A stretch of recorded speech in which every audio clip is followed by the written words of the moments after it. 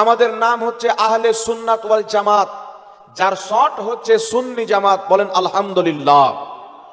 সুন্নি হওয়াতে আমরা অহংকার কেন করি? সুন্নি হওয়াতে আমরা গৌরব কেন করি? কারণ হচ্ছে যেই ব্যক্তি সুন্নি হয় ওই ব্যক্তি গুস্তাখে রাসূল হয় না। জোরে বলেন সুবহানাল্লাহ। যারা সুন্নি হয় তারা আল্লাহর বেয়াদব হয় না, রাসূলের বেয়াদব হয় না, আউলিয়ায়ে কেরামের বেয়াদব হয় না। যদি কোনো সুন্নি ব্যক্তি কলিজাকে চিরে দেখা যায়, তার কলিজার মধ্যে সর্বপ্রথমে খোদার মহব্বত পাওয়া যাবে, তারপরে মুহাম্মদ রাসূলুল্লাহর মহব্বত পাওয়া যাবে। সাহাবার মহব্বত যদি দেখতে চান সুন্নি জামাতের মধ্যে পাওয়া যাবে। আউলিয়ায়ে কেরামের মহব্বত যদি দেখতে চান সুন্নি জামাতের মধ্যে পাওয়া যাবে। আল্লাহ তাবারাক ওয়া তাআলা যাদেরকে মহব্বত করতে বলেছেন তাদের সকলের মহব্বত, তিনাদের সবারই আদব আহলে সুন্নাত ওয়াল জামাতের মান্যকারীর কলিজার মধ্যে আল্লাহর পক্ষ থেকে ভরা হয়েছে। জোরে বলেন সুবহানাল্লাহ।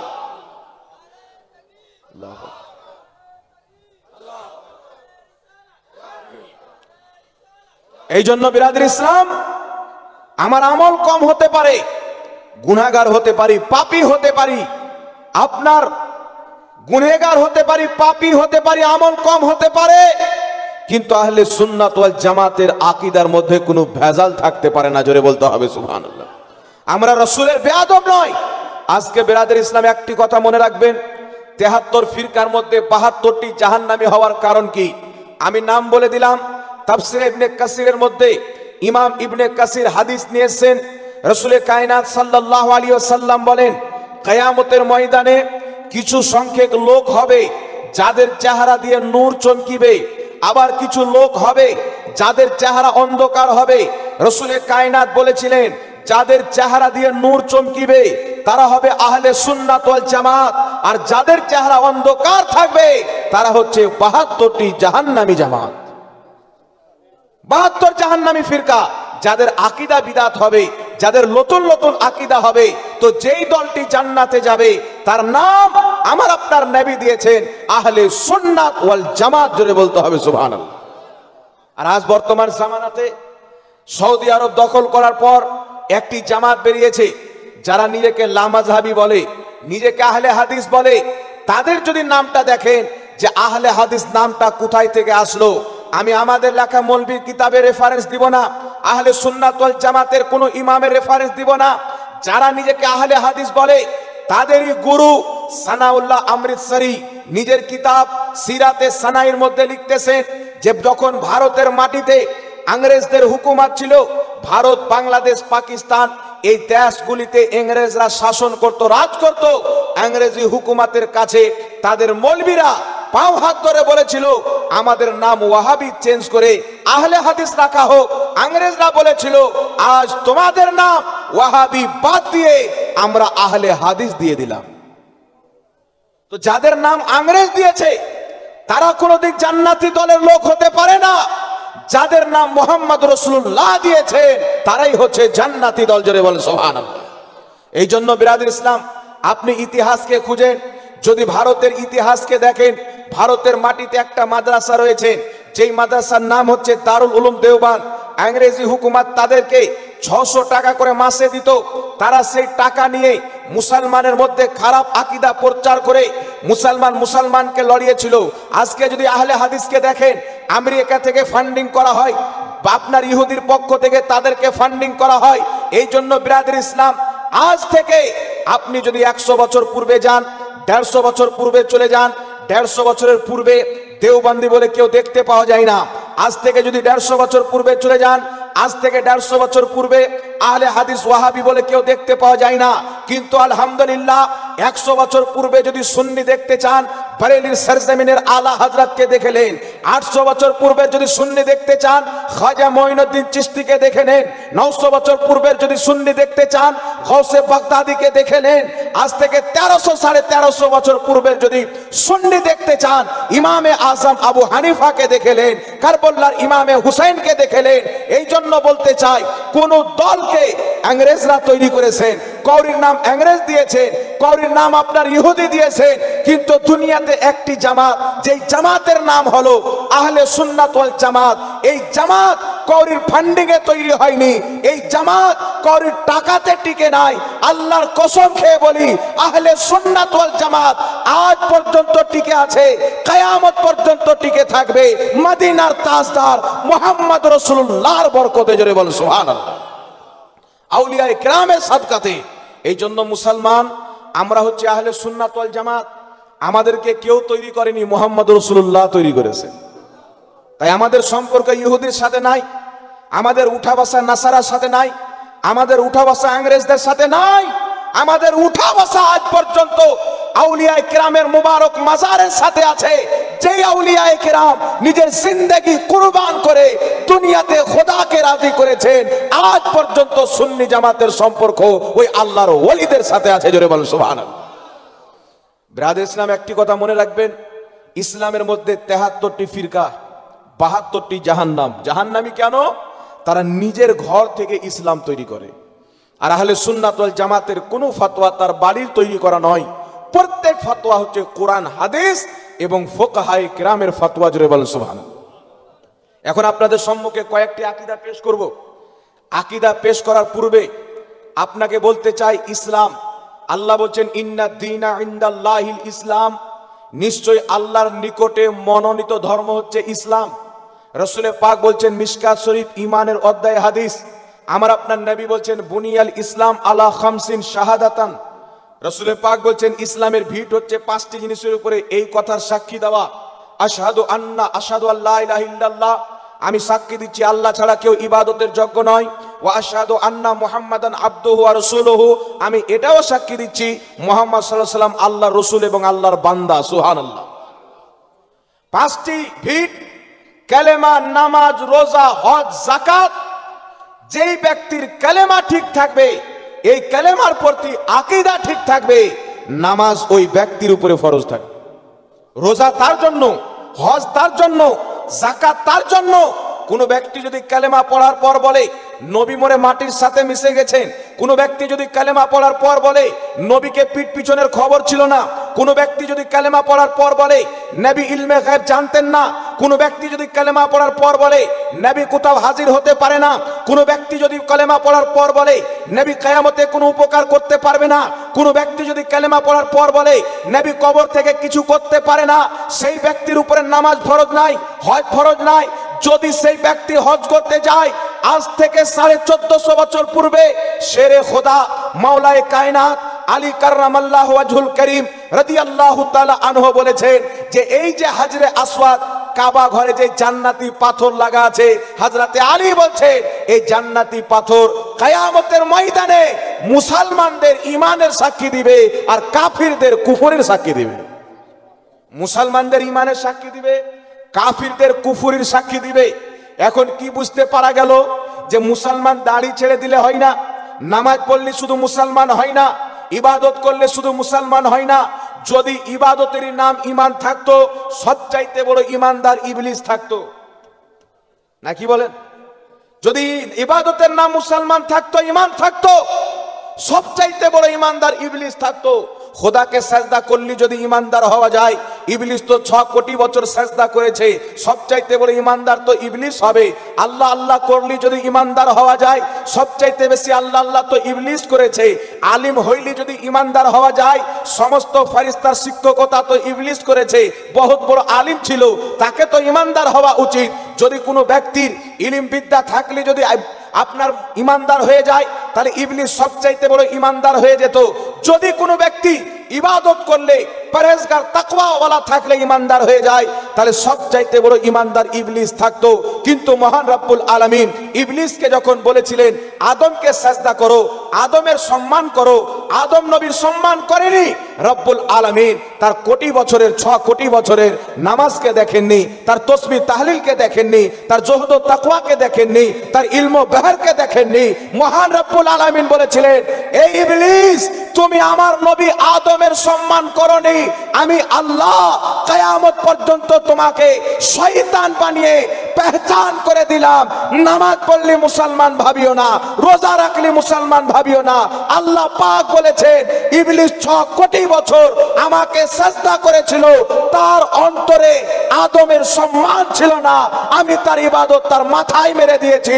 কিয়ামত পর্যন্ত যদি ঈমানদার দেখতে চাও যার অন্তরে মুহাম্মদ রাসূলুল্লাহর মহব্বত থাকবে, আদব থাকবে, ওই ব্যক্তি ঈমানদার হবে। জোরে বলেন সুবহানাল্লাহ। যার অন্তরে নবীর আদব থাকবে ওই ব্যক্তি ঈমানদার হবে। কারণ আদবের নাম হচ্ছে ঈমান, নবীর সম্মানের নাম হচ্ছে ঈমান। যদি ইবলিস জান্নাতের মধ্যে ছিল না, আল্লাহ পাওয়ার দিয়েছিলেন, যখন চাইতো জান্নাতে যেত, যখন চাইতো চলে আসতো। কিন্তু আল্লাহ পাক বললেন আদমকে সাজদা করো, সাজদা করলো না। আল্লাহ পাক বললেন না ইবলিস 6 কোটি বছর সাজদা করেছো আমাকে, আদমকে না করলে কি হলো, মাফ করে দিলাম। আল্লাহ এই কথা বলেন নাই। আল্লাহ পাক বললেন না ফেরেশতাদের হাজারো বছর শিক্ষকতা করেছো, যাও মাফ করে দিলাম। আল্লাহ এই কথা বলেন নাই ইবলিস দীর্ঘ বছর জান্নাতে থেকেছো, যাও মাফ করে দিলাম। আল্লাহ বলছেন না ইবলিস আমার আরশের তওয়াফ করেছো, যাও মাফ করে দিলাম। এত বড় বড় ইবাদত, যার সাজদা কবুল, যার পড়ানো কবুল, যার তসবিহ কবুল, যার তাহলিল কবুল, যার জিক্র আসকার কবুল, যেই ব্যক্তির 6 কোটি বছরের কবুল ইবাদত আদমের তাজিম না করলে ধ্বংস হয়ে যায়। আজ যদি কোনো ব্যক্তি নিজেকে মুসলমান বলে, তার অন্তরে মুহাম্মদ রাসূলুল্লাহর আদব না থাকে, তার নামাজ তো কবুল হয়েছে কিনা গ্যারান্টি নাই। সে কি করে জান্নাতি হতে পারে? সে কি করে ঈমানদার হতে পারে? এই জন্য বিরাদর ইসলাম, একজন ব্যক্তি এসে বলছেন হুজুর 73 ফিরকা হবে, জান্নাতি কোনটা আমরা কি করে বুঝবো? সবাই তো বলে আমি জান্নাতি, সবাই তো বলে আমি জান্নাতি, নাকি বলেন? তো আমরা কি করে জান্নাতি চিনবো? তো বাবা জান্নাতি দল চিনার পদ্ধতি আল্লাহ কুরআন পাকে বয়ান করেছে। ইবলিসকে আল্লাহ মুরতাদ বানিয়ে, শয়তান বানিয়ে জান্নাতি দলের পরিচয় আল্লাহ করিয়ে দিয়েছেন। যার অন্তরে আমার নবীদের আদব থাকবে, জান্নাতি তারাই থাকবে। সুবহানাল্লাহ বলেন। জান্নাতি তারাই থাকবে। আজ থেকে কমবেশ 150 বছর পূর্বে দেওবন্দীদের ইমাম এবং আহলে হাদিসদেরও ইমাম ইসমাইল দেহলভী নিজের কিতাব তাকওয়াতুল ঈমানের মধ্যে লিখেছিল নবী মরে মাটির সাথে মিশে গেছেন। কি লিখেছিল? নবী মরে মাটির সাথে মিশে গেছেন। ওয়াহাবিদের গুরু আশরাফ আলী থানভী হিফজুল ঈমান 8 নম্বর পৃষ্ঠার মধ্যে লিখেছেন নবীকে যতটুক ইলমে গায়ব আছে ততটুক ইলমে গায়ব পশু পাখি জীব জন্তু পাগল ছাগলকেও আছে। কাসিম নানতাবী নিজের কিতাব তাহজুরুন নাসের মধ্যে 25 নম্বর পৃষ্ঠার মধ্যে লিখেছে নবীর পরে নতুন নবী জন্ম নেওয়া সম্ভব। নাউজুবিল্লাহ বলবেন না? বারাহিনে কাতিয়ার মধ্যে খলিল আহমদ আম্বিটি লিখেছেন নবীর জ্ঞান চাইতে শয়তানের জ্ঞান বেশি। ফাতাওয়া রশিদের মধ্যে তবলিগি জামাতের প্রতিষ্ঠাতা ইলিয়াস কান্দেওয়ালির পীর রশিদ আহমদ গাঙ্গুই লিখছেন ফাতাওয়া রশিদের মধ্যে আল্লাহ মিথ্যা বলতে পারে। এই ধরনের নোংরা এবং কুফরি আকীদা যখন মানুষের মধ্যে ভরতে ছিল, ইংরেজদের সাপোর্ট নিয়ে, তাদের টাকা নিয়ে 150 বছর পূর্বে ভারতের মাটিতে খাজা মঈনুদ্দিন চিশতির প্রতিষ্ঠিত করা ইসলামকে যখন নষ্ট করা হচ্ছিল, 1450 বছর পুরাতন আকীদাকে মিটিয়ে ইংরেজদের দেওয়া নতুন নতুন আকীদা মানুষের সামনে যখন প্রচার করতেছিল, হে পৃথিবীর মুসলমান, ইমামে আহলে সুন্নাত আলা হযরত আজিমুল বারাকাত মুজাদ্দিদে দ্বীন ও মিল্লাত দেখলেন আমার নবীকে মুর্দা লিখেছেন। আলা হযরত রাহমাতুল্লাহ আলাইহি নবী পাকের হাদিসের দলিল কায়েম করলেন। মিশকাত শরীফ 121 পৃষ্ঠার হাদিস, ইবনে মাজাহ শরীফের মধ্যে সহিহ হাদিস, রাসূল পাক বলছেন ইন্নাল্লাহা হারামা আলাল আরদি আন তাকুলা আজসাদাল আম্বিয়া ফানাবিয়ুল্লাহু হাইয়ুন ইয়ারযুকু। রাসূল পাক বলছেন নিশ্চয়ই আল্লাহ জমিনের উপরে হারাম করে দিয়েছেন, জমিন নবীদের শরীর খেতে পারে না। ফানাবিয়ুল্লাহু হাইয়ুন, আল্লাহর প্রত্যেক নবী জিন্দা। জোরে বলুন সুবহানাল্লাহ। মুসনাদে আবু ইয়ালার মধ্যে সহিহ হাদিস, রাসূল পাক বলছেন আল আম্বিয়া ওয়া আহইয়াউন ফি কুবুরিহিম ইউসাল্লুন, আল্লাহর প্রত্যেক নবী কবরে জিন্দা, তারা নামাজ আদায় করে। মুসলিম শরীফের হাদিস, রাসূল পাক বলছেন মারারতু আলা মুসা ওয়া হুয়া ইউসাল্লি ফি কবরিহি, আমি মুসা নবীর কবরের পাশে দিয়ে গেলাম, তো মুসা নবী নিজের কবরে নামাজ পড়ছিলেন। জোরে হবে না সুবহানাল্লাহ? রাসূল পাক বলছেন মিশকাত শরীফ মিরাজের অধ্যায়ে সহিহ হাদিস, আমি যখন মসজিদে আকসাতে গেলাম, প্রত্যেক নবী নিজের কবর থেকে বেরিয়ে এসে মসজিদে আকসায় আমার পিছনে নামাজ পড়লেন। জোরে বলতে হবে সুবহানাল্লাহ। নবী পাক বলছেন সেখানে আসমানে গেলাম, প্রথম আসমানে আদম নবী, অন্য আসমানে অন্য নবী, অন্য আসমানে অন্য নবী, 6 নম্বর আকাশে মুসা নবী, 7 নম্বর আকাশে ইব্রাহিম নবী। এই পৃথিবীর মুসলমান, নবী মরে যদি মাটির সাথে মিশে যায়, তাহলে নবী পাক কেন বললেন প্রত্যেক নবী জিন্দা? কবরে তিনারা নামাজ পড়েন, সহ শরীরে নামাজ পড়েন। রাসূল পাক কেন বললেন আসমানে দেখলাম? তো নবী পাকের কথাতে কি বোঝা গেল? প্রত্যেক নবী নিজের কবরে জিন্দা আছেন, যেখানে চাই যেতে পারে। যখন আদম আলাইহিস সালাম ইন্তিকালের হাজারো বছর পর নিজের কবর থেকে বেরিয়ে মসজিদে আকসা আসতে পারে, মসজিদে আকসা থেকে প্রথম আকাশ যেতে পারে। ইব্রাহিম আলাইহিস সালাম হাজারো বছর পূর্বে তিনাকে দাফন করা হয়েছে, তিনি নিজের কবর থেকে মসজিদে আকসায় আমার নবীর পিছনে নামাজ পড়ে 7 নম্বর আকাশ যেতে পারে। তো যেই নবী মুহাম্মদ রাসূলুল্লাহ, প্রত্যেক নবীর সরদার, ইমামুল আম্বিয়া, সেই নবী মুস্তাফা কি করে মুর্দা হতে পারে? তাই বরেলির সরতাজ বলেছিলেন যে ইংরেজদের আকীদা ওয়াহাবিদেরকে মুবারক, মুহাম্মদ রাসূলুল্লাহর আকীদা সুন্নিদেরকে মুবারক। তাই আলা হযরত বলেছিলেন তু জিন্দা হে ওয়াল্লাহ, তু জিন্দা হে ওয়াল্লাহ, মেরে চশমে আলম সে ছুপ জানে ওয়ালে। এখন আপনারা বলেন নবীর আকীদায় কে? যে নবীকে মুর্দা বলে সে, না যে নবীকে জিন্দা বলে সে? নবী তো আকীদা দিচ্ছেন প্রত্যেক নবী জিন্দা। নবী মুস্তাফার দেওয়া আকীদা তারাই মানে যারাকে বর্তমানে সুন্নি বলা হয়। একটু জোরে বলতে হবে সুবহানাল্লাহ। এবার চলে আসেন বিরাদর ইসলাম, অনেক রকম গুস্তাখি আছেন। বারাহিনে কাতিয়ার মধ্যে ওয়াহাবি লিখলো কি? নবীকে পিঠ পিছনের খবর নাই, দেওয়ালের পিছনের খবর নাই। আর আলা হযরত হাদিস পেশ করলেন বুখারী শরীফের, মুসলিম শরীফের। বুখারীতে হাদিস, রাসূল পাক বলছেন ইন্নী ওয়াল্লাহি লা আনজুরু ইলা হাউজিল আন, আমি নবী মুস্তাফা জমিনে দাঁড়িয়ে, ইন্নী নিশ্চয়, আল্লাহর কসম, ওয়াল্লাহি আল্লাহর কসম, লা আনজুরু ইলা হাউজিল আন, আমি নবী মুস্তাফা জমিনে দাঁড়িয়ে 7 আকাশের উপরে জান্নাত, আর জান্নাতে হাউজে কাউসার, আমি মুস্তাফা জমিনে দাঁড়িয়ে 7 আকাশের উপরে জান্নাতের হাউজে কাউসার দেখতে পাচ্ছি। মুসলিম শরীফের হাদিস, রাসূল পাক বলছেন ফারাইতু মাশারিকহা ওয়া মাগারিবহা, আমি পূর্ব পশ্চিম পর্যন্ত দেখতে পাই। হিলিয়াতুল আউলিয়ার মধ্যে হাদিস, রাসূল পাক বলছেন দুনিয়া আল্লাহ আমার সামনে উজ্জ্বল করে দিয়েছেন, কিয়ামত পর্যন্ত যা কিছু হবে আমি এমন ভাবে দেখি যেমন হাতের থাবা দেখতে পাওয়া যায়। সুবহানাল্লাহ। তখন ইমাম আহলে সুন্নাত বললেন তুমি বলছো নবীকে পিঠ পিছনের খবর ছিল না, এটা ওয়াহাবি আকীদা হতে পারে। নবী মুস্তাফার দেওয়া আকীদা হলো নবী যদি জমিনে থাকে 7 আকাশ পর্যন্ত দেখতে পায়, নবী যদি পশ্চিমে থাকে পূর্ব পর্যন্ত দেখতে পায়। তাই বরেলি সরতাজ বলছেন সরে আরশ पर है तेरी गुजर, दिले फर्श पर है तेरी नजर, मलकूत मुल्क में कोई शय नहीं है जो तुझ पे आया नहीं। जरे বল সুবহানাল্লাহ। এই জন্য বিরাদর ইসলাম আমরা আলা হযরতকে মানি, কারণ তিনার প্রত্যেকটা আকীদা হচ্ছে মুহাম্মদ রাসূলুল্লাহর দেওয়া আকীদা। একটু জোরে হবে না সুবহানাল্লাহ? এখন আপনাদের সম্মুখে বলি, রাসূলুল্লাহ সাল্লাল্লাহু আলাইহি সাল্লামের গুস্তাখ কোনোদিন জান্নাতে যাবে না। কেমন মহব্বত করবেন, কেমন মহব্বত করবেন? তাকওয়াতুল ঈমানের মধ্যে লামাযহাবি দেওবন্দি উভয়ের বুজরুগ ইসমাইল তাহরিবি লিখছেন নবী হচ্ছেন আমাদের বড় ভাই, নবীর সম্মান বড় ভাইয়ের মতো করতে হবে। কিন্তু রাসূল পাককে বলেন হুজুর আপনার সম্মান কতটুকু করব? রাসূল পাক বলছেন বুখারী শরীফ ঈমানের অধ্যায়ে হাদিস, মুসলিম শরীফের মধ্যে হাদিস মুত্তাফিকুন আলাইহি, এবং মিশকাত শরীফ ঈমানের অধ্যায়ে হাদিস, রাসূল পাক বলছেন লা ইউমিনু আহাদুকুম হাত্তা আকুনা আহাব্বা ইলাইহি মিন ওয়ালিদিহি ওয়া ওয়ালাদিহি ওয়ান নাস আজমাইন। নবী দো জাহাঁ বলছেন অতক্ষণ পর্যন্ত কোনো ব্যক্তি ঈমানদার হতে পারে না যতক্ষণ পর্যন্ত নিজের বাবা চাইতে বেশি, নিজের মা চাইতে বেশি, নিজের ছেলে চাইতে বেশি, নিজের মেয়ে চাইতে বেশি, ওয়ান নাস আজমাইন, আল্লাহর পর সবচাইতে বেশি যে আমি মুস্তাফাকে না ভালোবাসবে লা ইউমিনু, মুসলমান হবে না। বল সুবহানাল্লাহ। কেমন মহব্বত করতে হবে?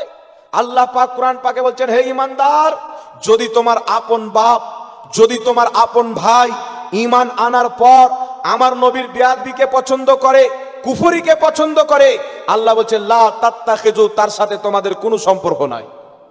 সাহাবায়ে কেরামের কি আকীদা ছিল?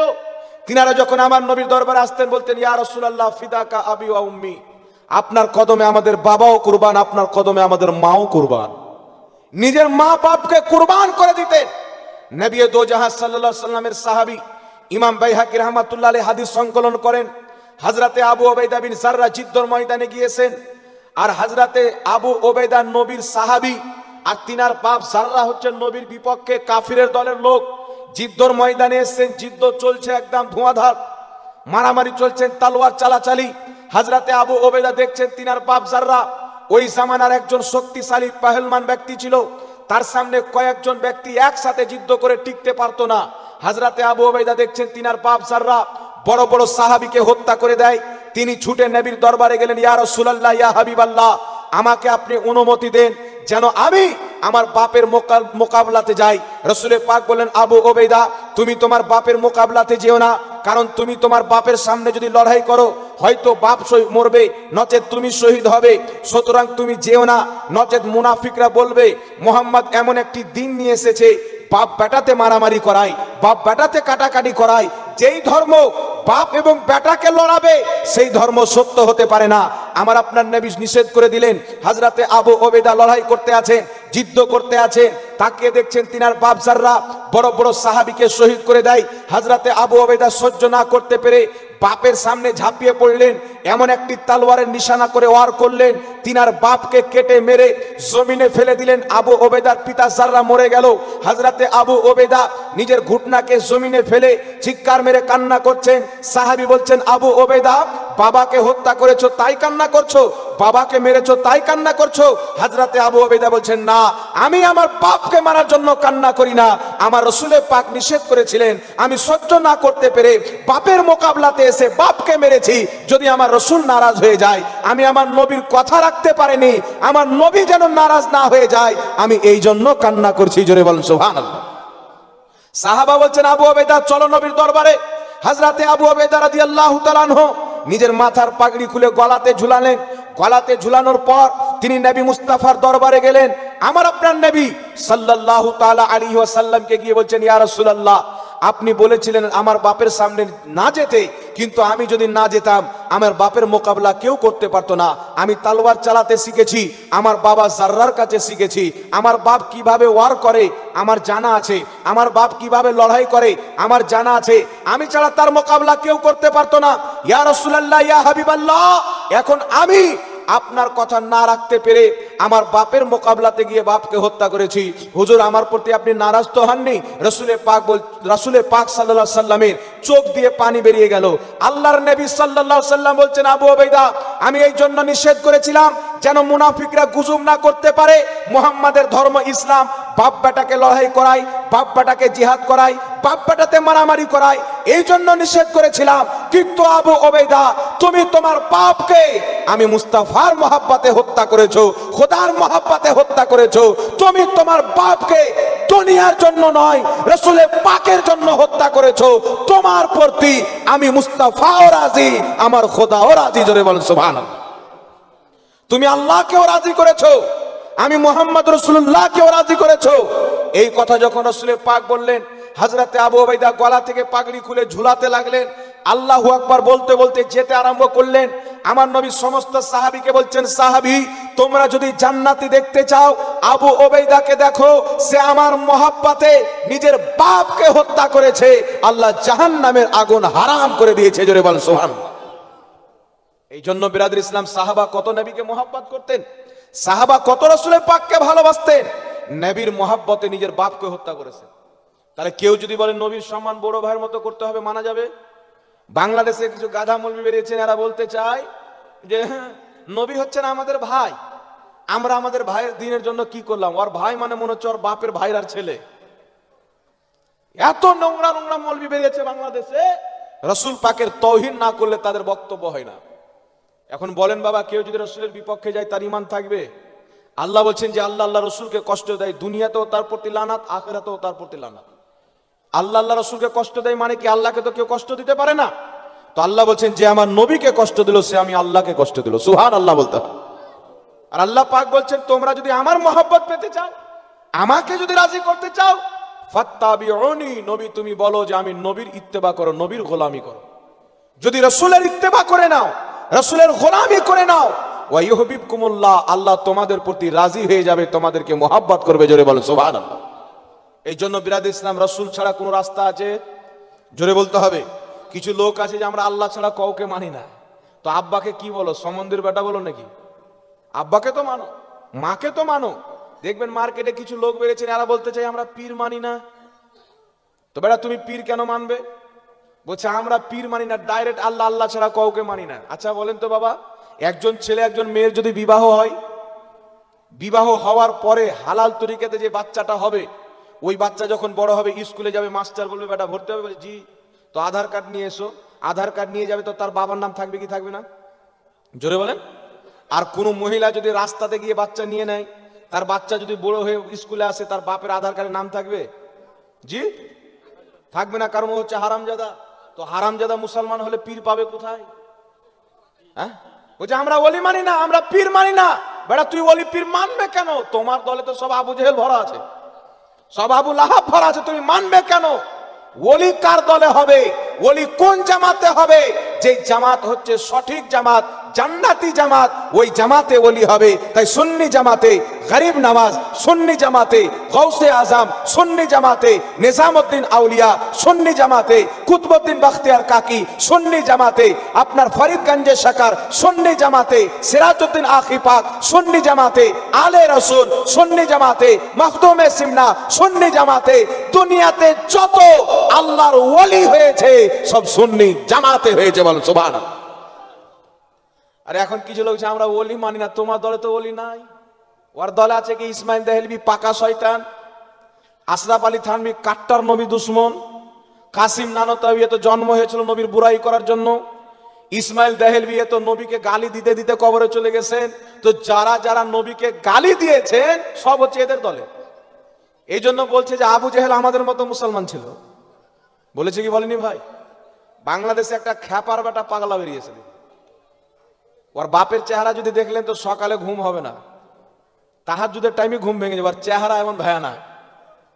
আচ্ছা বলেন তো বাবা, একজন ব্যক্তি আমাদের আহলে সুন্নাত ওয়াল জামাতের আলিমকে আপনি দেখবেন, কালো হোক, তার চেহারার মধ্যে আল্লাহ পাক একটা ঈমানের জ্যোতি দিয়েছেন, কালো হলো দেখলে ভালো লাগে। হ্যাঁ, আর এদের দেখবেন বলছে আমি 35 বছর থেকে হাদিস পড়াই, অথচ ওর চেহারা দেখবেন তো মনে করবেন মানুষ 5 ওয়াক্তের নামাজ পড়ে, আর চেহারায় শয়তান 5 ওয়াক্তে পেশাব করে যায়। এত নাপাক চেহারা। এটা কেন? যেই ব্যক্তি নবীর নূরকে অস্বীকার করবে তার চেহারাতে আল্লাহ কোনোদিন নূর দান করবে না। জোরে বলো সুবহানাল্লাহ। কথা বুঝতে পারছেন বাবা? এই জন্য আপনাকে বলতে চাই ঈমান কাকে বলে শুনেন। আপনাকে কোরআন পাকের যে আয়াত তেলাওয়াত করেছিলাম, লা তাতাযিরু কাদ কাফারতুম বাদা ঈমানিকুম। কিছু লোক বলবে হুজুর এত সুন্দর করে বক্তব্য দেয়, বাংলাদেশে কিছু আজহারি বেরিয়েছেন এত সুন্দর করে বক্তব্য দিচ্ছে হুজুর। তো আমি তাকে বললাম, সে তো বলছে নবী লিখতে জানতেন না, পড়তে জানতেন না, নবীর আক্ষরিক জ্ঞান ছিল না, 1 2 3 কাকে বলে নবী এটাও জানছিল না, তো তার বক্তব্য কি করে শোনা যাবে? তো বলছে হুজুর একটা ভুল হতেই পারে। আমি বললাম এটা এই ভুল নয় যে ও জাহাঙ্গীরকে গালি দিয়ে দিয়েছে বা আমি আপনাকে গালি দিয়ে দিলাম, এই ভুল নয়। 100 জনের হত্যাকারীকে আল্লাহ ক্ষমা করেছেন, বুখারীতে হাদিস। কিন্তু নবী মুস্তাফার বেয়াদব বিনা তওবাতে দুনিয়া থেকে গিয়েছে, আল্লাহ তাকে ক্ষমা করেছে, এইরকম কোনো হাদিস নাই, মহাল হতেই পারে না। বড় বড় পাপীকে আল্লাহ ক্ষমা করে দেয়, কিন্তু নবী মুস্তাফার যে চুল পরিমাণে কুটুক্তি করে, বেয়াদবি করে, জান্নাত চিরস্থায়ী তার জন্য আল্লাহ হারাম করে দেয়। জোরে বলতে হবে সুবহানাল্লাহ। একজন মুনাফিক, তাফসিরে নিশাপুরের মধ্যে লেখা আছে হযরত, একজন মুনাফিক ইবনে আব্বাস থেকে বর্ণিত, রাসূল পাক সাল্লাল্লাহু আলাইহি সাল্লামের জামানায় একজন ব্যক্তির উটনি হারিয়ে গেল। আমার নবী বললেন তোমার উটনি অমুক জায়গাতে রয়েছেন। তো একজন মুনাফিক বাইরে গিয়ে বলছে মুহাম্মদ বলছেন উমুকের উটনি অমুক জায়গাতে রয়েছেন। মুহাম্মদ কি গায়েব জানে? ও তো গায়েব জানে না, আর আমাদেরকে গায়েবের খবর বলছে। এই কথা যখন বললেন নবীর ইলমে গায়েবকে অস্বীকার করলেন। এটা মনে রাখবেন, নবীর সর্বপ্রথম আমার আপনার নবীর ইলমে গায়েবকে অস্বীকার করেছিল মুনাফিক। নবীর পিছনে নামাজ পড়তো, নবীর সাথে যুদ্ধের ময়দানে যেত, সেই ব্যক্তি বলছেন মুহাম্মদ কি গায়েব জানে? আরে দুনিয়ার মানুষ যদি তার কথা না শুনে, আমার আল্লাহ শুনেছে কিনা? কিছু সাহাবী যখন শুনলেন আরে নবীর ব্যাপারে এরকম বলছো, সে বলছে আমি তো মাজাক করছিলাম, আমি তো ঠাট্টা করছিলাম, বাহানা করতে আরম্ভ করলো। আল্লাহ বলছেন জিবরিল যাও। আয়াত দিয়ে আল্লাহ পাঠালেন, মহান রব্বুল আলামিন জিবরিলকে ওহী দিয়ে পাঠালেন, ওয়ালা ইন সালতাহুম লা ইয়াকুলুন্না ইন্নামা কুন্না নাকুদু ওয়া নালআবু কুল আবিল্লাহি ওয়া আয়াতিহি ওয়া রাসূলিহি কুনতুম তাস্তাহজিউন। আল্লাহ বলছেন মাহবুব, তাকে যদি জিজ্ঞাসা করো তুমি কি এই কথা বলেছো যে নবী গায়েব জানে না, সে বলবে আমি তো বাহানা করতেছিলাম, আমি তো হাসি করতেছিলাম। আল্লাহ বলছেন খামোশ, তুমি কি আল্লাহর আয়াত থেকে ঠাট্টা করো? তুমি কি আল্লাহর রাসূলকে ঠাট্টা করো? শুনো, লা তাতাযিরু কাদ কাফারতুম বাদা ঈমানিকুম, তুমি বাহানা করিও না, তুমি ঈমান আনার পর আমার নবীর ইলমে গায়বকে অস্বীকার করার কারণে কাফির হয়ে গেছো। জোরে বল সুবহানাল্লাহ। নবীর ইলমে গায়বকে প্রথম অস্বীকার করলো, আল্লাহ পাক তার উপরে কুফরির ফতোয়া দিলেন। তো কোরআন পাক কি শুধু ওই জামানার জন্য না কিয়ামত পর্যন্তকার জন্য? এই জন্য বিরাদর ইসলাম, আপনি যখন পবিত্র কোরআন শরীফ পড়বেন, এই কোরআন পাকের মধ্যে অনেক আয়াত আছেন যেই আয়াত দ্বারা বোঝা যায় আল্লাহ ছাড়া কেউ গায়েব জানে না। যেমন একটু লক্ষ্য করে শুনেন, আকীদার কথা শুনে নেন।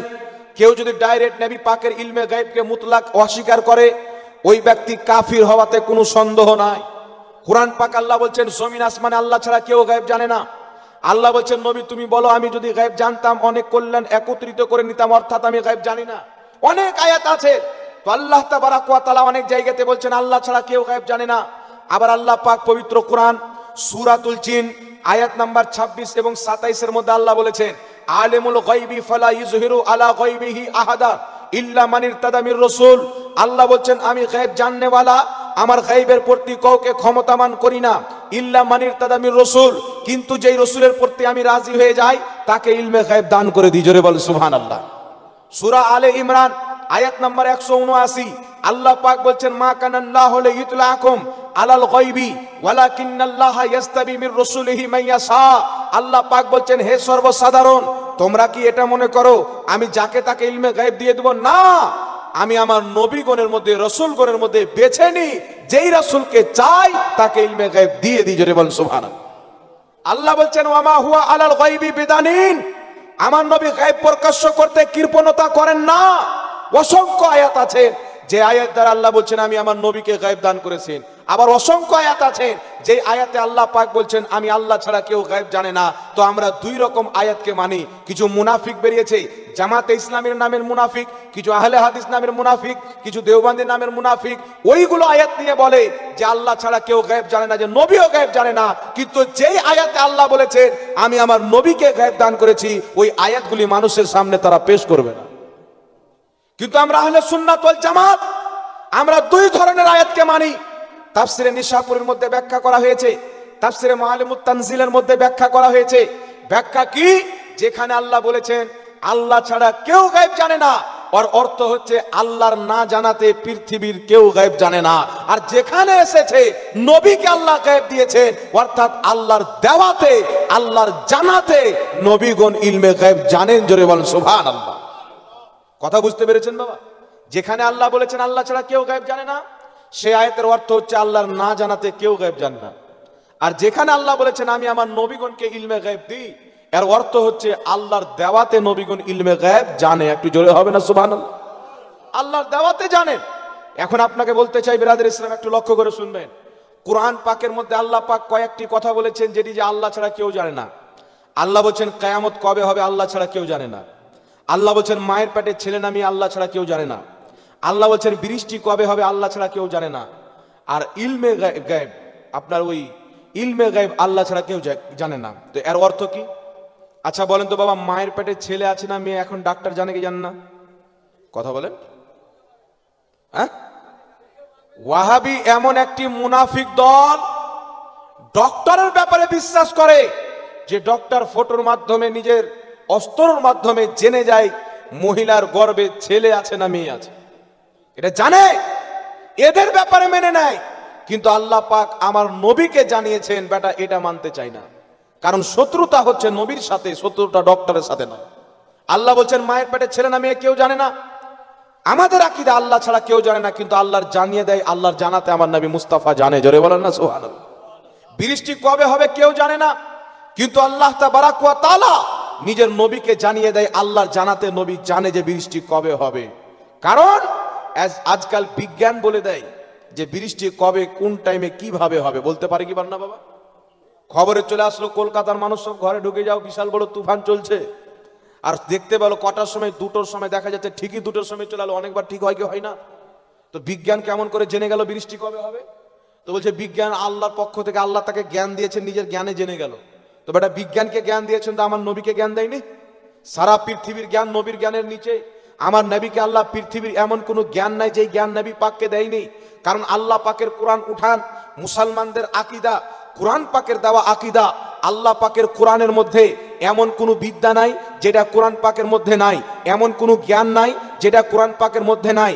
কোরআন পাকের মধ্যে জিওগ্রাফির জ্ঞান, কোরআন পাকের মধ্যে ইতিহাসের জ্ঞান, কোরআন পাকের মধ্যে ভবিষ্যতের জ্ঞান, কোরআন পাকের মধ্যে বর্তমানের জ্ঞান, কোরআন পাকের মধ্যে আক্ষরিক জ্ঞান, কোরআন পাকের মাধ্যমে লেখাপড়ার জ্ঞান, কোরআন পাকের মাধ্যমে সাত আকাশের জ্ঞান, কোরআন পাকের মাধ্যমে সাত জমিনের জ্ঞান, কোরআন পাকের মধ্যে জান্নাতের জ্ঞান, কোরআন পাকের মধ্যে জাহান্নামের জ্ঞান, কোরআন পাকের মধ্যে খোদা তাআলার সিফাতের জ্ঞান, কোরআন পাকের মধ্যে পৃথিবীতে এমন কোন শুকনো জায়গা বা কাঁচা জায়গা নাই যেই জায়গার ইলম আল্লাহ কোরআন পাকে রাখে। নিজের বলেন সুবহানাল্লাহ।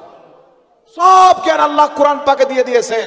আর আল্লাহ বলছেন আর রহমান আল্লামাল কোরআন, আমি রহমান আমার নবীকে কোরআন শিক্ষা দিয়েছি। অর্থাৎ দুনিয়াতে যত জ্ঞান আছে আমি আল্লাহ আমার হাবিবের সিনায় ভরে দিয়েছি। জোরে বলেন সুবহানাল্লাহ। কোরআন পাকে ইলমে গায়ব আছে না নাই বাবা? তো আল্লাহ নবীকে কোরআন শিখিয়েছে, তো ইলমে গায়ব শিখাইছে কি শিখায়নি? লেখার জ্ঞান কোরআন পাকে, যত জ্ঞান কোরআন পাকে আছেন আল্লাহ সমস্ত জ্ঞান নবী মুস্তাফাকে শিখিয়েছেন। কারণ আল্লাহ বলছেন আর রহমান আল্লামাল কোরআন, আমি রহমান আমার নবীকে কোরআন শিক্ষা দিয়েছি। জোরে বলতে হবে সুবহানাল্লাহ। এবার আসেন বিরাদর ইসলাম, কিছু লোক আবার বেরিয়েছেন লামাযাবি, এরা বলতে চায় যে নবীকে কোরআন জিবরিল শিখিয়েছেন। বলে কি বল না? বুঝেন নবীর শিক্ষক ছিল জিবরিল, এটা নবী পাকের গুস্তাখি। কোরআন পাকের মধ্যে কিছু হুরুফ রয়েছেন বাবা, যাকে হুরুফে মুকাত্তাআত বলা হয়। যেমন আলিফ লাম মিম, আলিফ লাম র তা হা আইন সাদ, এগুলো আছে কি নাই? দেখবেন কোন কোন সূরার প্রথমে শব্দ আছে, এই শব্দগুলির অর্থ যাকে হুরুফে মুকাত্তাআত বলা হয় জিবরিল আমিন পর্যন্ত জানে না। জিবরিল আমিন আসলেন, আসার পরে বলছেন ইয়া রাসূলুল্লাহ আলিফ, আমার নবী বলেন আলিম তো আমি জেনে গেছি, আগে বলো। হুজুর লাম, নবী বলছেন আলিম তো জেনে গেছি, আগে বলো। হুজুর মিম, রাসূল বলছেন আলিম তো জেনে গেছি, আগে বলো। জিবরিল অবাক হয়ে গেলেন, আমি নিয়ে আসলাম এই অক্ষরের মানা তো আমি জানি না, নবী কি করে জেনে গেলেন? তো হুরুফে মুকাত্তাআতের অর্থ আল্লাহ নবীকে জানিয়েছেন আর একমাত্র আল্লাহ জানেন, তাছাড়া পৃথিবীতে কেউ জানেন না। নবী কোনো সাহাবীকে জানাননি, কোনো ফেরেশতাকে জানাননি। এর কারণ কি হচ্ছে? কারণ হচ্ছে আল্লাহ তাবারাক ওয়া তাআলা বলছেন হাবিব কোরআন পাকে হুরুফে মুকাত্তাআতের ইলম আমি আল্লাহ জানি, তোমাকে জানিয়ে দিলাম, কিয়ামত পর্যন্ত কেউ জানবে না, যেন পৃথিবীর কোনো ব্যক্তি কিয়ামত পর্যন্ত এটা দাওয়া না করতে পারে যে মুস্তাফা যতটুকু কোরআন জানতো আমরাও ততটুকু জানি। বলে নাউজুবিল্লাহ। আল্লাহ তাবারাক ওয়া তাআলা হুরুফে মুকাত্তাআতের ইলম কাউকে দেননি। কারণটা কি? কারণ হচ্ছে যেন কেউ বলতে না পারে যে নবী যতটুকু কোরআন বুঝে আমরাও ততটুকু। এই জন্য বিরাদর ইসলাম, আদম থেকে নিয়ে কিয়ামতের সকাল পর্যন্ত যত মানব জাতি হয়েছে এবং হবে, ফেরেশতা যত আছেন, জিন্নাত যত আছেন, সারা পৃথিবীর ইলমকে যদি একত্রিত করা হয় তো আমার নবীর ইলমের সামনে এমন যেমন 7 সমুদ্র পানির সামনে এক ফোঁটা পানি। এত ইলম আল্লাহ আমার নবীকে দিয়েছে। এই জন্য এটা বলা যাবে না যে নবী পিঠের খবর জানতেন না, ইলমে গায়ব জানতেন না। উঠান মাওয়াহিবুল লাদুনিয়া, ইমাম কাস্তালানির শারহে বুখারী, সেই কিতাবের মধ্যে লিখতেছে যে প্রত্যেক সাহাবার আকীদা ছিল যে মুহাম্মদ রাসূলুল্লাহ সাল্লাল্লাহু আলাইহি সাল্লাম আল্লাহর জানাতে ইলমে গায়ব জানে, এবং সাহাবায়ে কেরাম ফতোয়া লাগাতেন যে মহান রব্বুল আলামিন তার নবীকে ইলমে গায়ব দিয়েছেন। জোরে বলতে হবে সুবহানাল্লাহ। কোরআন পাকের মধ্যে আল্লাহ পাক বলছেন আল্লামাহু মিল্লাদুন ওয়া আল্লামনাহু মিল্লাদুন্না ইলমা। আল্লাহ তাবারাক ওয়া তাআলা বলছেন আমি আমার খিজিরকে ইলমে লাদুন্নি দিয়েছি। মুসা আলাইহিস সালাতু ওয়াস সালামকে আল্লাহ পাঠালেন খিজির আলাইহিস সালামের নিকটে কিছু ইলম নিতে, যেই ইলমকে কোরআন পাকে ইলমে লাদুন্নি বলা হয়েছে। এই ইলমে লাদুন্নিটা কি ছিল? যে মুসা আলাইহিস সালাম হযরতে খিজির আলাইহিস সালামের কাছে গেলেন ওই ইলম আনতে খাস করে। তো তাফসিরে বাইজাবির মধ্যে ইমাম বাইজাবি লিখতেছে যেই ইলমে লাদুন্নি আল্লাহ পাক খিজির আলাইহিস সালামকে দিয়েছিলেন, ইমাম বাইজাবি তাফসিরে বাইজাবির মধ্যে লিখতেছেন ওটা ছিল ইলমে গায়ব। আল্লাহ খিজির আলাইহিস সালামকে ইলমে গায়ব দান করেছেন। জোরে বলতে হবে সুবহানাল্লাহ। এই জন্য পূর্বে সমস্ত সাহাবী, সমস্ত মুহাদ্দিস, সমস্ত মুফাসসির, সমস্ত ফকিহ, গোটা উম্মতে মুসলিমার আকীদা হলো আল্লাহর না জানাতে কেউ ইলমে গায়ব জানে না, আল্লাহর জানাতে নবী ইলমে গায়ব জানে। জোরে বলেন সুবহানাল্লাহ। কথা বুঝতে পেরেছেন বাবা? এই জন্য ইলমে গায়বের প্রতি আকীদা রাখতে হবে। আর যদি আকীদা খারাপ হয়ে যায় সবকিছু বাবা বরবাদ হয়ে যাবে। এখন রাসূল পাক সাল্লাল্লাহু আলাইহি সাল্লামের ব্যাপারে কিছু বক্তা বেরিয়েছেন, বলছেন নবী লিখতে পড়তে জানতো না। আমরা কি বিশ্বাস করি বাবা? জানতো কি জানতো না? আচ্ছা বলেন তো, আমার নবী ইশারা করেছেন তো চাঁদ দুই টুকরা হয়েছে কি হয়নি? জোরে বলেন। বাংলাদেশ রাজহারি বক্তা বলেছেন আক্ষরিক জ্ঞান জানতো না। আমার নবী ইশারা করেছেন চাঁদ দুই টুকরা হয়েছেন। আমার নবী ইশারা করেছেন ডুবা সূর্য ফিরে এসেছেন। আবু জেহেল মুঠের ভিতরে পাথর নিয়ে গেছে, মুহাম্মদ আমার মুঠের ভিতরে কি আছে বলো যদি তুমি নবী থাকো। আমার নবী বলছেন আমি বলবো কি আছে, না তোমার মুঠে যা আছে সে বলবে আমি মুস্তাফা কে। আবু জেহেল বলেন পাথর তো কথা বলতে পারে না, এইবার মনে হয় আমার জয় হবে। ব্রেনে ঘুরাচ্ছে যে এইবার আমি পারবো। রাসূল পাক ইশারা করলেন, পাথর বলছে আবু জেহেল তুমি যার সাথে কথা বলছেন ইনি হচ্ছে মুহাম্মদ রাসূলুল্লাহ। পাথর ফেলে পালিয়ে গেল। নবী ইশারা করলেন, পাথর কলমা পড়ছেন। একজন এসে বলছেন হুজুর আপনি নবী হন তো ওই গাছকে আপনার কাছে ডাকেন। রাসূল পাক বলছেন গাছকে গিয়ে বলো তোমাকে মুহাম্মদ রাসূলুল্লাহ ডাকছে। যেই যেমনই বললেন গাছ একবার ডান দিকে একবার বাম দিকে হিলে সরাসরি উঠে আমার নবীর কদমে সালাম দিয়ে আবার নিজ জায়গাতে লেগে গেলেন। তো আকীদা কাকে বলে? আকীদা যদি শিখতে হয় সুন্নি জামাতের কাছে শিখতে হবে। আমাদের এটা আকীদা নয় যে নবী লিখতে জানতেন কি না জানতেন, এই প্রশ্ন আমাদের বাচ্চা বাচ্চা করবে না। আমাদের আকীদা হলো নবী যদি ইশারা করে দিতেন চন্দ্র সূর্য পর্যন্ত লিখতে আরম্ভ করে দিতে। বলো সুবহানাল্লাহ। নবী যদি ইশারা করে দিতেন চাঁদ লিখতে আরম্ভ করত। নবী যদি ইশারা করতেন গাছপালা লিখতে আরম্ভ করে দিত। যেই নবীর ইশারাতে গাছপালা পর্যন্ত হিলে যায়, চন্দ্র সূর্য পর্যন্ত হিলে যায়, সেই নবী লিখতে জানতেন। একটা জাহিল বলতে পারে, কোন জ্ঞানী ব্যক্তির কথা হতে পারে। কথা বুঝতে পারছেন? এই জন্য আপনাকে বলতে চান, উঠান বুখারী শরীফ হাদিস নাম্বার 2699। সুলহে হুদাইবিয়া ইহুদিরা বলল মুহাম্মদ সাল্লাল্লাহু আলাইহি ওয়াসাল্লামকে আমরা মক্কায় প্রবেশ করতে দিব না, ঢুকতে দিব না। উসমান গনিকে বলেন আপনি ঢুকেন কিন্তু মুহাম্মদ রাসূলুল্লাহকে ঢুকতে দিব না। তখন একটা পরামর্শ হয়েছিল, ইহুদি আর মুসলমানদের সাথে একটা সুলহা হয়েছিল। সুলহাটা কি? যে আমরা এই মক্কায় প্রবেশ করব অস্ত্রবিহীন। এভাবে কয়েকটি শর্ত লেখা হলো। আমার নবী সাল্লাল্লাহু আলাইহি ওয়াসাল্লাম আঙ্গুঠি মারলেন। ওই আঙ্গুঠিতে লেখা ছিল কি মুহাম্মদ রাসূলুল্লাহ। চিঠি যখন ইহুদির কাছে গেল, বুখারী শরীফের হাদিস 2699, ইহুদিরা বললেন আপনি লিখেছেন মুহাম্মদ রাসূলুল্লাহ, এই স্ট্যাম্প মেরেছেন, তো আমরা তো আপনাকে রসুল মানি না। যদি আমরা আপনাকে রসুল মানতাম আমাদের মধ্যে কোনো দ্বন্দ্ব থাকতো না।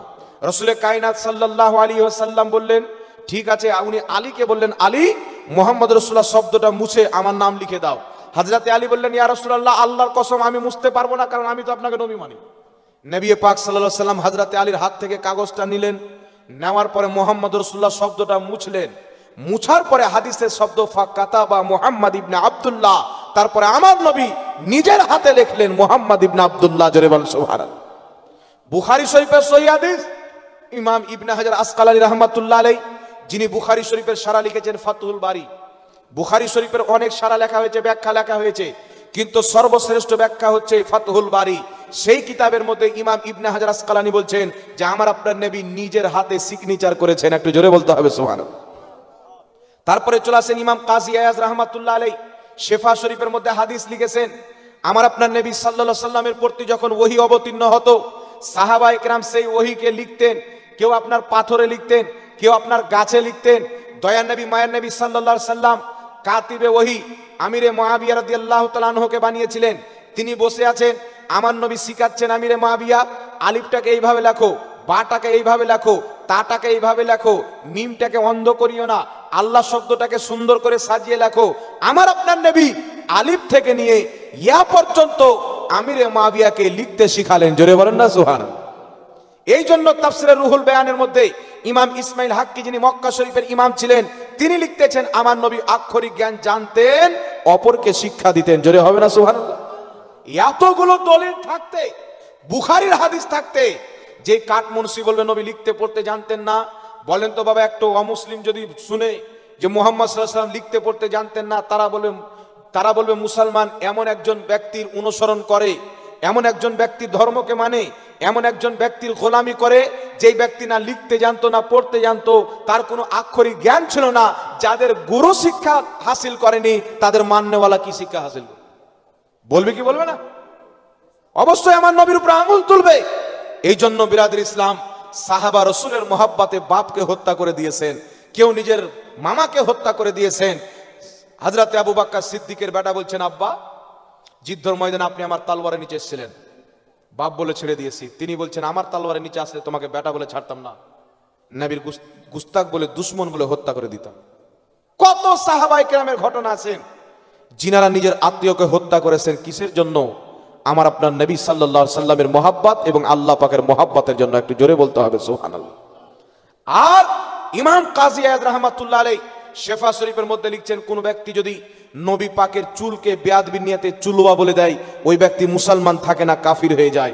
কোন ব্যক্তি যদি নবীর জুতা মুবারককে বেয়াদবি নিয়তে জুতোয়া বলে দেয়, ওই ব্যক্তি মুসলমান থাকে না, কাফির হয়ে যায়। যারা বড় বড় শব্দ ব্যবহার করেছে, কেউ বলছে নবী লিখতে পড়তে জানতো না, নবীর আক্ষরিক জ্ঞান ছিল না, কেউ বলছে নবীর মুখ দিয়ে দুর্গন্ধ বের হতো, কেউ বলছে নবী মরে মাটির সাথে মিশে গেছেন, কেউ বলছে নবী কবরে মরা মানুষ পড়ে আছে, কেউ বলছে আয়েশা আমি নবী কিয়ামতে তোমাকে চিনতে পারবো না, তুমি আমার স্ত্রী, কেউ বলছে নবী নিজে ফেলফেল করে তাকিয়ে থাকবে, আমার নেকির পাল্লা ভারী হচ্ছে না, গুনহার পাল্লা ভারী হচ্ছে, কেউ বলছে নবীর ওসিলা নেওয়া শিরক।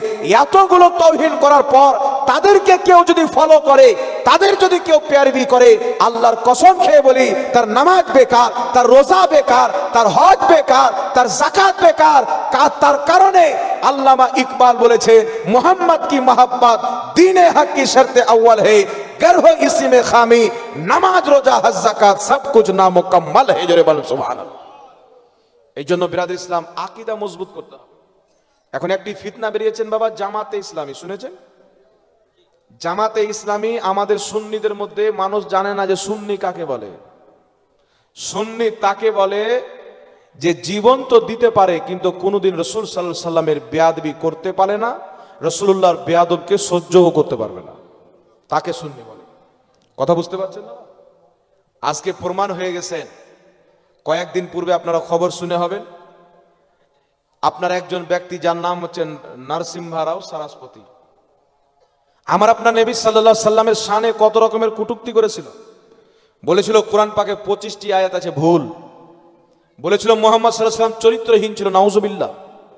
যেই নবী পৃথিবীকে চরিত্র শিখিয়েছেন, যে নবী না আসলে পৃথিবীর মানুষ পোশাক পরতো না, উলঙ্গ হয়ে ফিরত জানোয়ারের মতন, সেই নবীর ব্যাপারে যখন কটূক্তি করলো, আহলে সুন্নাত ওয়াল জামাতের বীর মুফতি সালমান আজহারি বলেছিল, চলো দিল্লির ময়দানে আগুন জ্বালা হবে, দাউ দাউ করে যখন আগুন জ্বলবে, আমি বরেলির মাননেওয়ালা নবী মুস্তাফার নাম নিয়ে কোরআন বুকে নামিয়ে আগুনে ঝাঁপ মারবো, আগুনে কুদবো, তুমি তোমার ধর্মের কিতাব নিয়ে আগুনে কুদো। যেই ব্যক্তি জিন্দা বেঁচে যাবে, যাকে আগুন জ্বালাবে না, তাই ধর্ম সত্য ধর্ম হবে। জোরে বল সুবহানাল্লাহ। তার ধর্ম সত্য হবে। পৃথিবী দেখেছেন সালমান আজহারি তো গিয়েছিল, কিন্তু এই ব্যাটার কোনো খবর ছিল না, এ লাপাতা হয়ে গেছিল। আর যখন নবীর গুস্তাখি করতেছিল, দেওবন্দ কি করছিল? দেওবন্দিরা কি করছিল? তাদের গুরুরা আরএসএস এর দালালিতে ব্যস্ত ছিল, লামাজহাবি নিজের নাপাক আকীদা প্রচার করতে ব্যস্ত ছিল, শিয়া নিজের কোনাতে লুকিয়ে গেছিল। যদি তাদের দাঁত ভাঙা জবাব দিয়ে থাকে, ওই বরেলির মাননেওয়ালা সুন্নি জামাতের বীর দিয়েছিল। বলুন সুবহানাল্লাহ।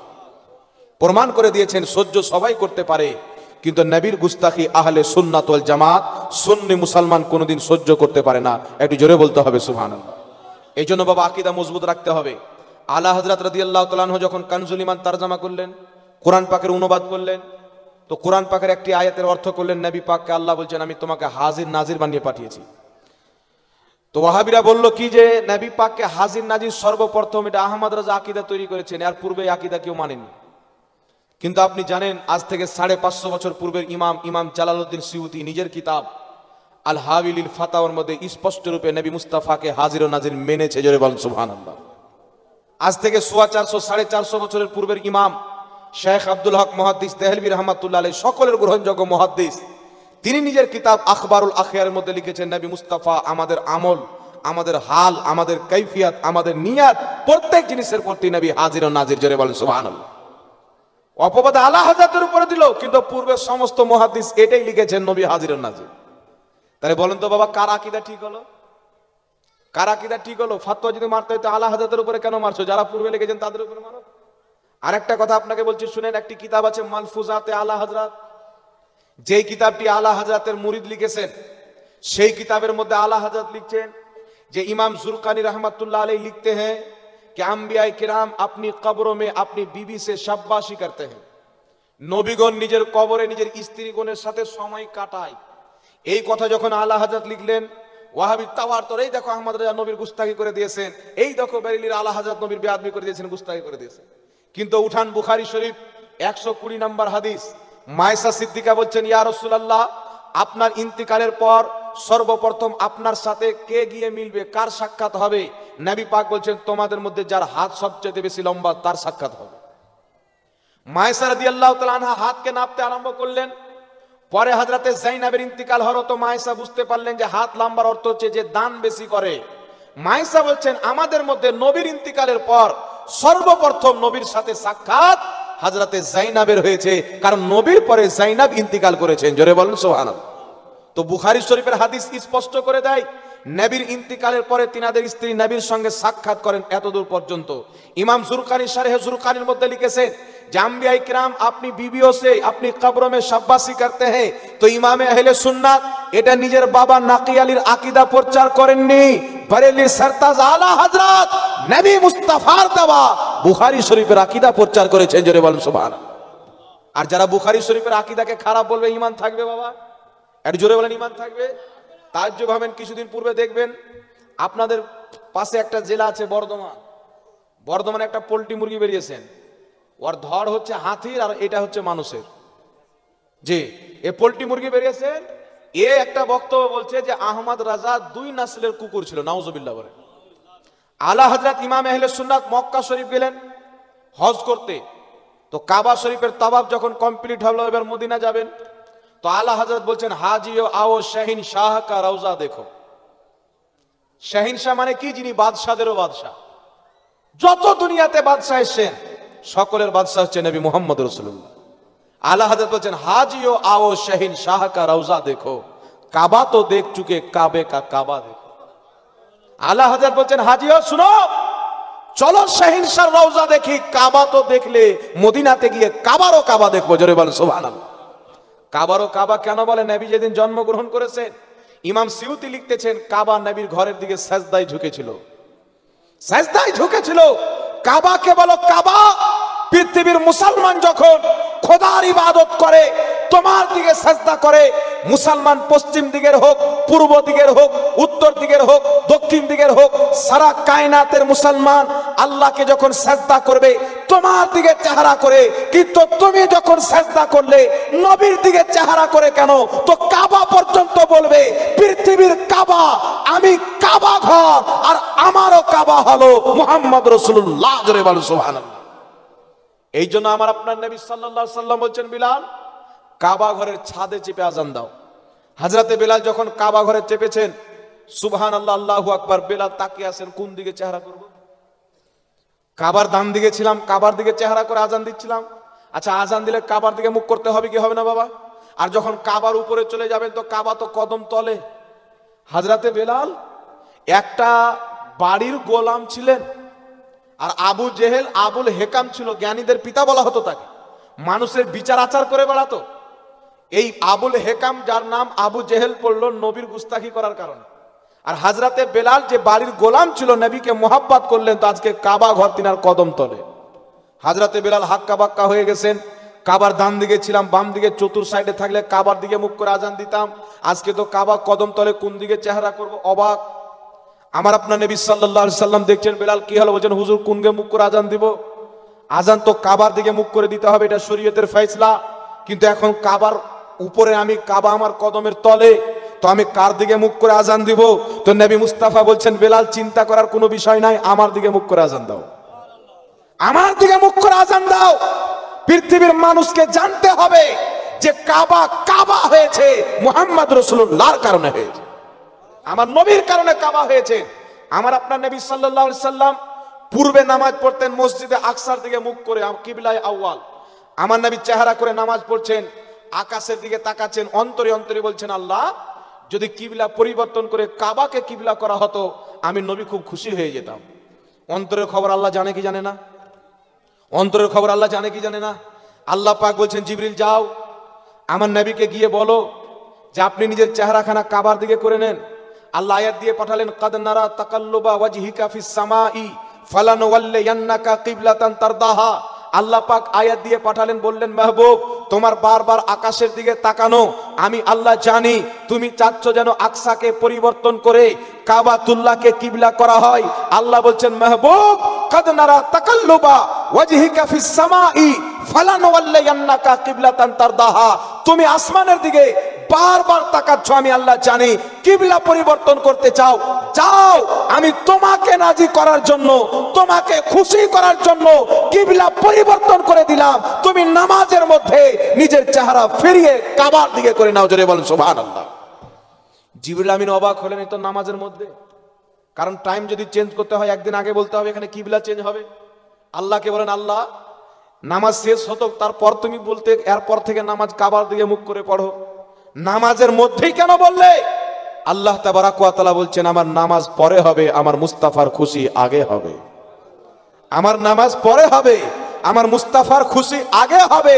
আর ওই কিয়ামতের ময়দানে রাসূল বলছেন, শাফাআতি লিআহলিল কাবাইর মিন উম্মতি, ইবনে মাজার সহিহ হাদিস। রাসূল পাক বলছেন, কিয়ামতে আমি আমার উম্মতের বড় বড় পাপীকে শাফাত করে জান্নাতে নিয়ে যাব। তাই আল্লাহ পাক বলছেন, ওয়ালা সাউফা ইউতিকা রাব্বুকা ফাতারদা, নবী অতি শীঘ্রই আমি তোমাকে এত দিব, এত দিব, তুমি রাজি হয়ে যাবে। বড় বড় পাপীকে বলবে, আল্লাহ তুমি আমার এই পাপী বান্দাকে জান্নাত দাও, আল্লাহ তাকে জান্নাত দিয়ে দিবে। নবী বলবেন, আমার গুনাহগার উম্মতকে জান্নাত দাও, আল্লাহ তাকে জান্নাত দিয়ে দিবেন। নবীর চাহাতের কারণে আল্লাহ পাপীকে জান্নাত দিবে, নবীর চাহাতের কারণে আল্লাহ পাক গুনাহগারকে জান্নাতে দিবে, নবীর চাহাতের কারণে আল্লাহ কিবলা পরিবর্তন করে দিল। তাই বেরেলির সরতাজ বলেছেন, খোদা কি রাজা চাহতে হে তো আলম, খোদা চাহতা হে রাজায়ে মুহাম্মদ। কিয়ামতের নকশা যদি দেখেন বাবা, আদম শফিউল্লাহ থেকে নিয়ে ঈসা রুহুল্লাহ পর্যন্ত চেয়ে আছেন আল্লাহকে রাজি করব। কিয়ামতে সব বলবে আল্লাহকে রাজি করব।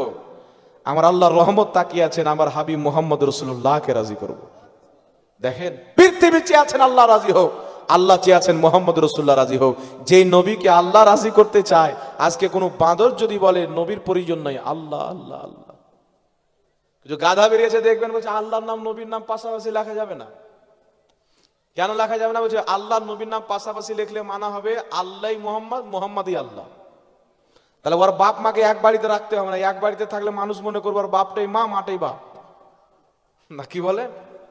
এইরকম কুদর মুর্শি জাহিল মলবি বেরিয়েছে বাবা। এরা নিঃসন্দেহে এরা হচ্ছে ইহুদির প্রোডাক্ট, এরা নবী মুস্তাফার ফেজের প্রোডাক্ট নয়। এই জন্য এই প্রোডাক্ট থেকে নিজের ইমানকে বাঁচাতে হবে। কথা বুঝতে পেরেছে?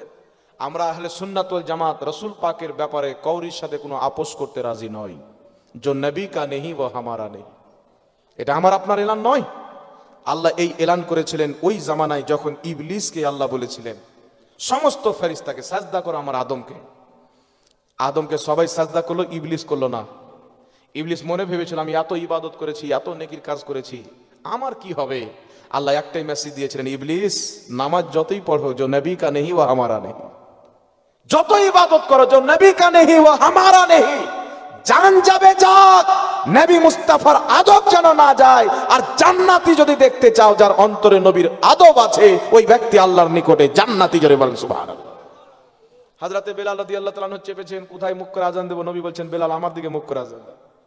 তাই আল্লাহ হযরত বলছেন হাজি आओ শাহিন শাহ কা রওজা দেখো, কাবা তো দেখ চুকে কাবে কা কাবা দেখো। একজন মুয়াজ্জিন বেলালের কদমের নিচে যখন কাবা হয়ে যায় তখন তিনি কাবার ও কাবা মুহাম্মদ রাসূলুল্লাহর দিকে চেহারা ফিরিয়ে আজান দেয়। আচ্ছা বলেন তো বাবা, আমার দিকে মুখ করে আজান হবে? পৃথিবীর কোন ব্যক্তির দিকে মুখ করে আজান হবে?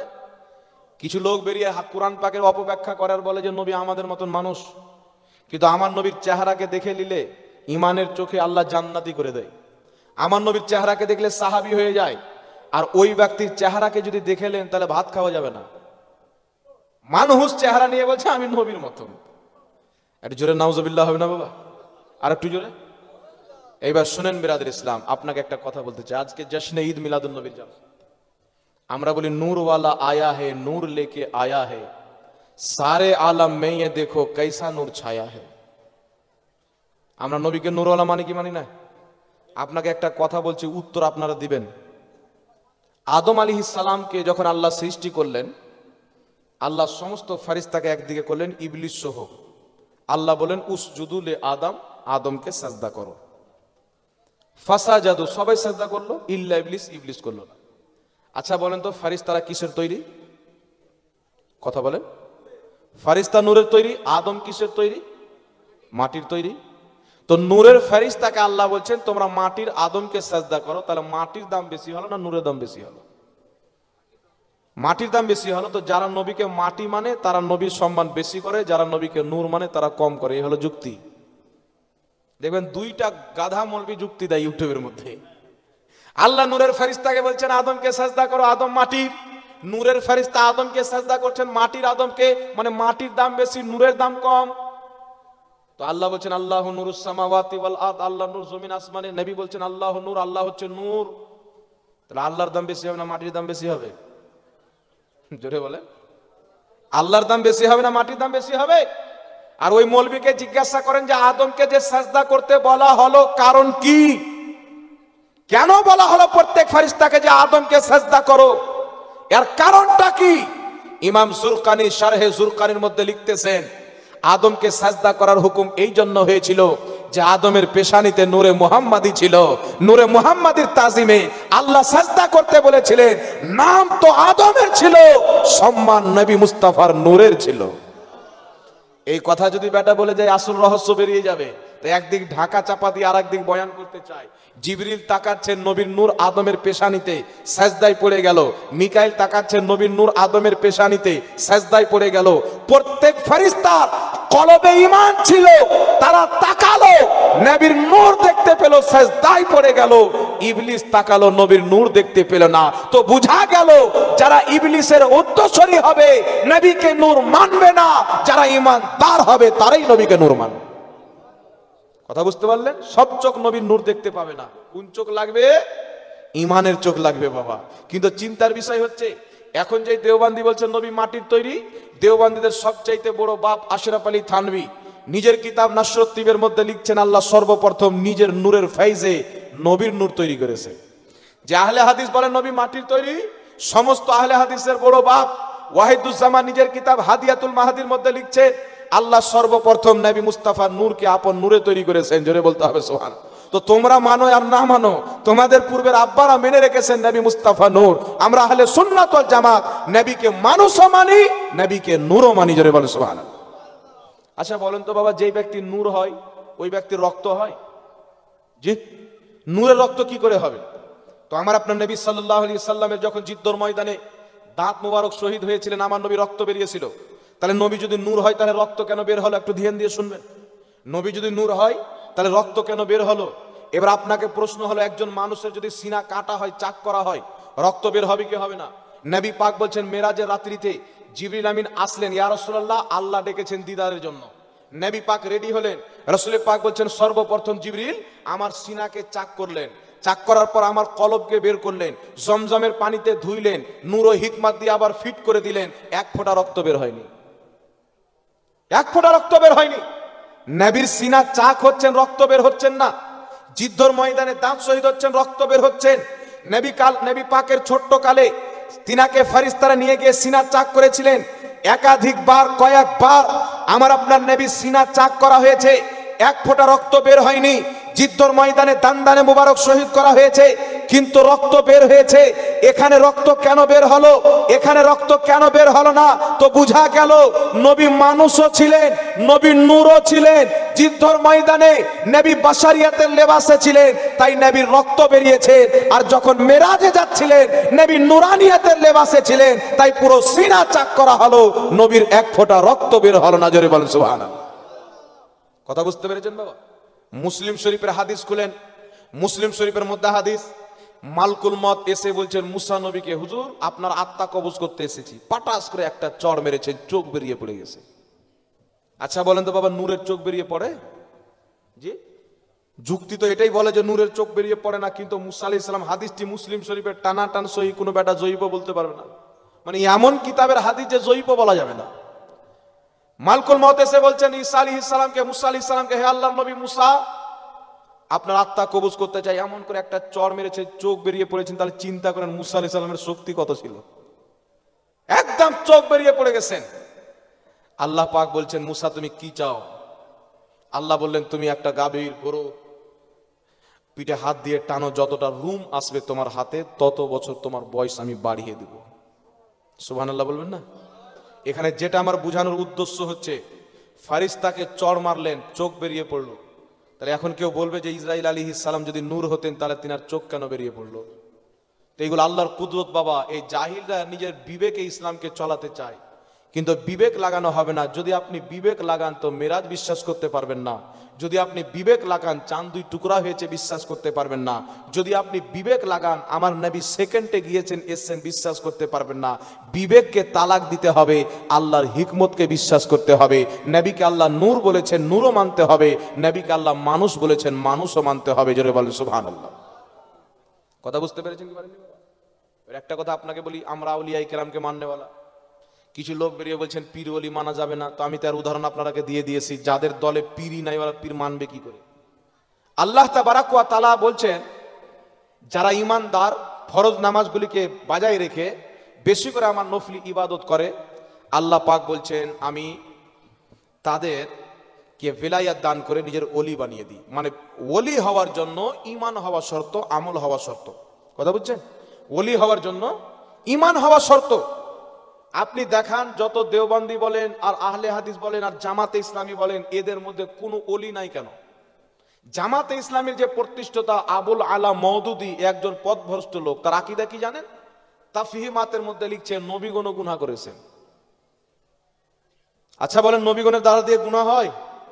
ইসলামের আকীদা কি? আল আম্বিয়া ও মাসুমুন, প্রত্যেক নবী হচ্ছে মাসুম। নবী এবং ফেরেশতা এই দুই জাত হচ্ছে মাসুম, এদের দ্বারা দিয়ে কোনোদিন গুনাহ সম্ভব নয়। জোরে বলতে হবে সুবহানাল্লাহ। আবার আবুল আলা মওদুদি তাফহিমাতের মধ্যে লিখছেন নবী গুনাহ করেছেন। আবুল আলা মওদুদি লিখছেন যে নামাজ কোনো ইবাদত নাই, নামাজ হচ্ছে জিহাদের প্র্যাকটিস। এই যে আমরা 5 ওয়াক্তের নামাজ পড়ি না, আরএসএস এর লোক বলছে এরা 5 ওয়াক্তের নামাজ পড়ে বডি করে আমাদের সাথে যুদ্ধ করবে, তাই ওই মানহাজ আবুল আলা মওদুদি বলছেন যে নামাজ 5 ওয়াক্তের এটা ইবাদত নয়, এটা হচ্ছে জিহাদ করার প্র্যাকটিস। বলে নাউজুবিল্লাহ।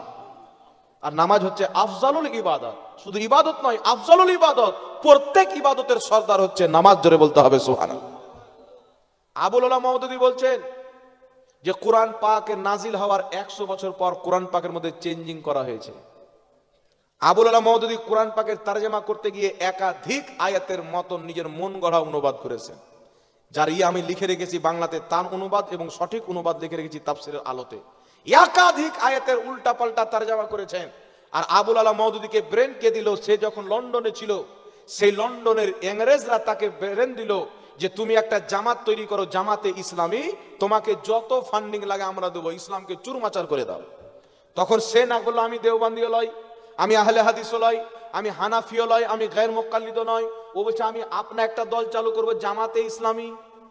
আর সে এডুকেটেড ব্যক্তি ছিল বাবা, দুনিয়াবি শিক্ষিত ব্যক্তি। কিছু শিক্ষিত ব্যক্তিকে ফ্রিতে কোরআন পাক দিল, বাড়ি বাড়ি পৌঁছে দিয়ে মানুষের ঈমানকে ধ্বংস করলো। এই হচ্ছে জামাতে ইসলামী।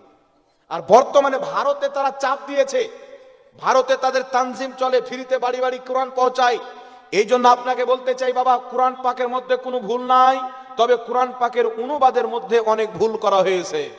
যদি বিনা ভেজালওয়ালা বিনা ভুলওয়ালা কোরআন পাকের তরজমা দেখেন, আলা হযরতের লেখা তরজমা কানজুল ঈমান যখন আপনার মিশরের মুদাররিস, মিশরের শিক্ষকদের নিকটে পেশ করা হলো জামে আজহারে, মিশরের প্রিন্সিপাল সহ প্রত্যেকটা শিক্ষক বলেছিল যদি পবিত্র কোরআন আরবি ভাষাতে অবতীর্ণ না হয়ে উর্দু ভাষাতে অবতীর্ণ হতো তো তিনারা বলেছিলেন ওই কোরআন কানজুল ঈমান হতো। জোরে বল সুবহানাল্লাহ। কোন জায়গাতে কোন রকমের ত্রুটি নাই।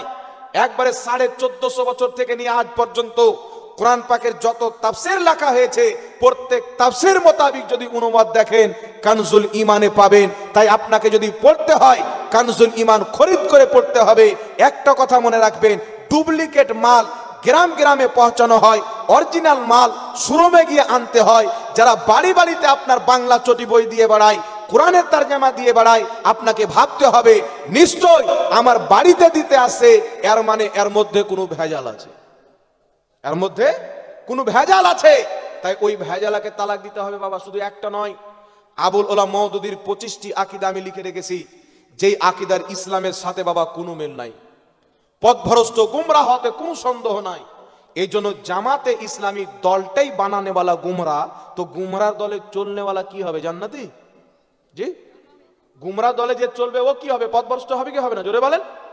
এই জন্য জামাতে ইসলামের কোনো অনুষ্ঠানে সহিহুল আকীদা মুসলমানদের যাওয়া হারাম, তাদের লিখিত কোনো কিতাব নিয়ে পড়া হারাম, তাদেরকে সহযোগিতা করা হারাম। কারণ জামাতে ইসলামী দলটাই তৈরি করেছে ইংরেজরা ইংল্যান্ডের। এই ইংরেজদের তৈরি করা দলকে তালাক দিতে হবে। কোনো না কোনো দলের পিছনে ইহুদি খ্রিস্টানদের হাত আছে। একমাত্র আহলে সুন্নাত ওয়াল জামাত গরিব জামাত, তারা নিজের টাকাই মসজিদ করে, কোনো ফান্ডিং নাই। একমাত্র আহলে সুন্নাত ওয়াল জামাত, যেই জামাত আজ পর্যন্ত নবী মুস্তাফার ইশকের কারণে টিকে আছে। জোরে বল সুবহানাল্লাহ। নবীর মুহাব্বতের কারণে টিকে আছে। নচেত কত কত মিথ্যা কথা, কত বড় বড় মিথ্যা অপবাদ এই জামাতের উপরে দেওয়া হয়েছে।